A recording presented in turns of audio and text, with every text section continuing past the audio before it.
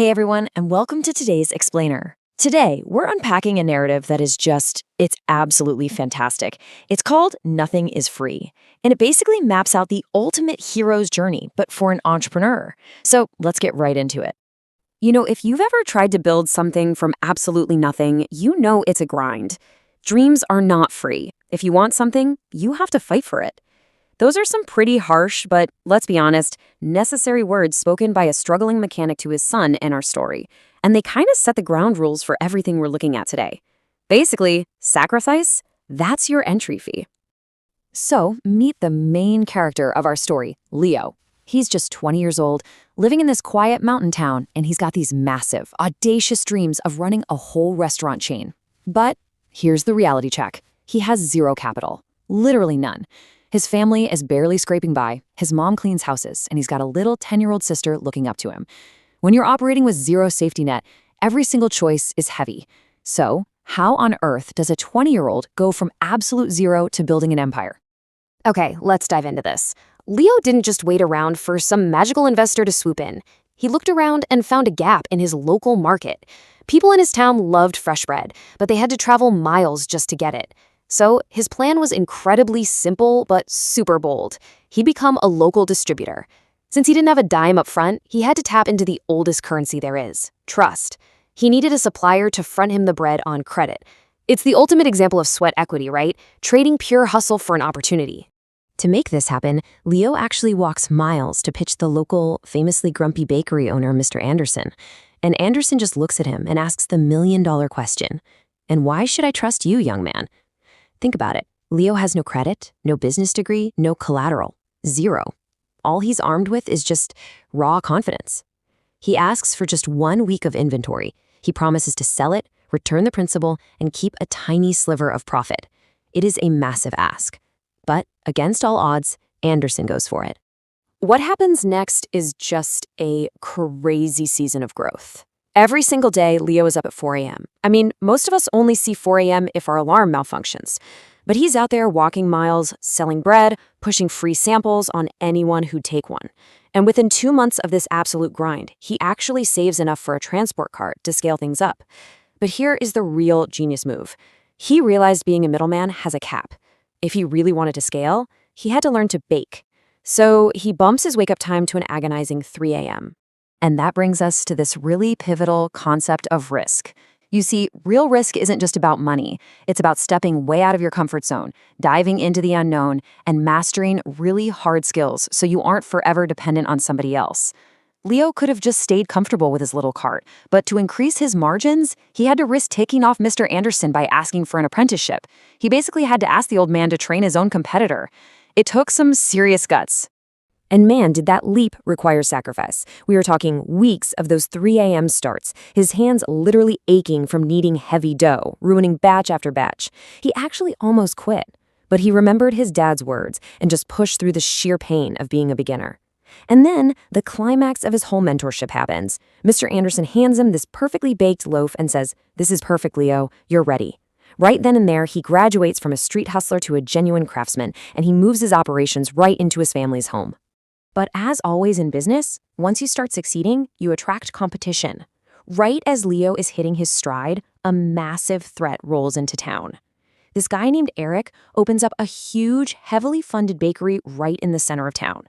We're talking neon signs, pristine decor, the whole shebang. And Leo's sales, they just tank overnight. It's this total David versus Goliath situation, and Leo is staring down the barrel of losing absolutely everything he just broke his back to build. Now, a lot of people would have just panicked here, right? Complained it wasn't fair, slashed their prices, and raced right to the bottom. Not Leo. He adapted. First, he actually went out and collected data, asking people what they loved about Eric's place. Then, he leveled up his own aesthetic, painting his cart with bright, eye-catching colors. And finally, he hit the local library, binged cake design videos, and elevated his entire product line. He didn't whine about Goliath, he used him as fuel. And you know what? That pivot totally paid off. By out-innovating the big guy, Leo saved up enough to move out of his living room and rent an actual commercial space. Leo's Fresh Bakes officially becomes a reality. Sure, it wasn't some massive corporate store, but it had heart. It was warm and authentic. His 11-year-old sister is up front charming the customers, his mom's running the books, and Leo is finally living the exact dream he promised himself back when he had absolutely nothing. But any good hero's journey has that moment where everything falls apart. The abyss. Just as you think he's won the day, total disaster strikes. One stormy night, an electrical fire breaks out in the shop. Leo manages to put it out, but the damage is just catastrophic. All that machinery he spent months bleeding for, totally destroyed. The whole town starts whispering that this is it, the final nail in the coffin. And honestly, he's completely heartbroken. So, what would you do? Seriously, put yourself in Leo's shoes for a second. You started with absolutely zero. You completely outsmarted a rich competitor. You finally get your family's business open. And then a random spark just burns it to ashes. Your savings are gone, you can't replace the equipment. Do you just throw in the towel and accept that the universe doesn't want you to win? Well, instead of sitting in the ashes, Leo goes back to his old mentor, Mr. Anderson. And the retired baker drops this incredible piece of advice on him. He says, "You've taught yourself that nothing is free. Work harder, believe in yourself, and people will believe in you too." And that just snaps Leo right out of his despair. He didn't wait for somebody to save him on day one, and he sure wasn't going to wait around now. He goes back home, fires up his tiny little house oven, and just starts baking with whatever ingredients survived the fire. And what happens next is just proof of the absolute best return on investment for being a genuinely good person in business. His community basically becomes his safety net.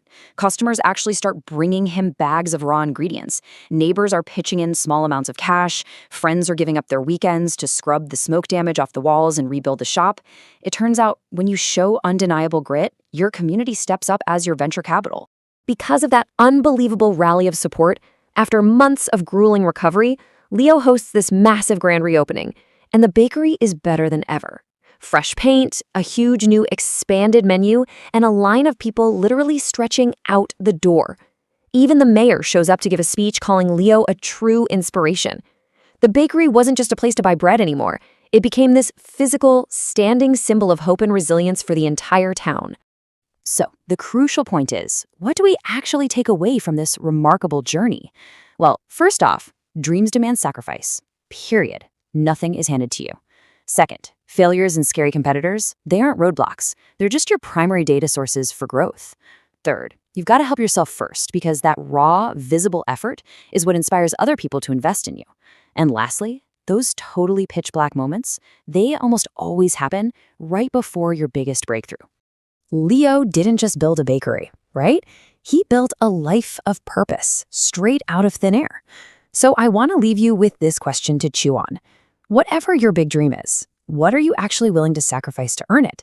Because nothing in this world is free.